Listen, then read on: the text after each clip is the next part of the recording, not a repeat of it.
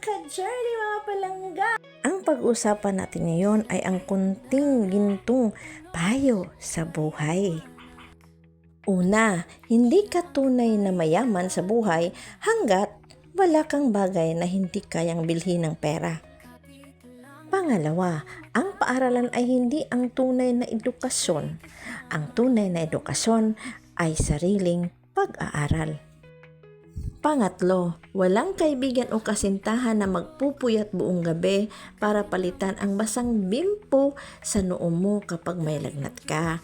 Tanging mga ina lang ang kayang gawin at gagawin niyon, kaya siya ang dapat gawing pangunahing prioridad. Pero meron din namang iba na walang mga ina, na mga ama na lang or mga lolo or lola or auntie na naging ina din. So, gawin mo itong prioridad.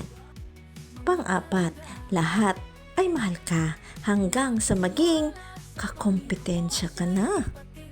Pang-lima, huwag mong ilagay ang iyong kaligayahan sa kamay ng ibang tao. Pang-anim, walang naging dakila sa buhay sa pamamagitan ng pagpapakita kung gaano kaliit ang iba. Pang-pito, laging kumilos na para bang pinagkakatiwalaan mo ang taong hindi mo naman talaga pinagkakatiwalaan. Pang-walo, maaring tayong magreklamo na ang mga rosas ay may tinik o magalak na ang mga tinik ay may rosas.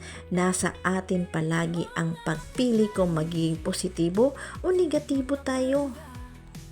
Pang-siyam, wala talagang libre sa mundo, kaya kumayod ka para makakain ka. Pang-sampo, mag-ingat sa taong walang mawawala. Nakakatakot po sila. Pang-11, huwag mandaya o manloko ng kahit sino. Kailanman, isa ito sa pinakamurang at pinakakadiring bagay na magagawa sa buhay. Golden rule lang po.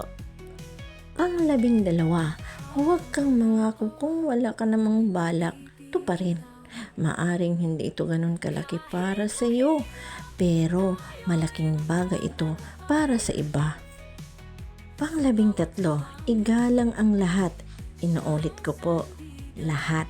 Yan po ang golden advice. Mga ka-journey, mga palangga, to God be all the glory. Bye! Dahil ang Diyos laging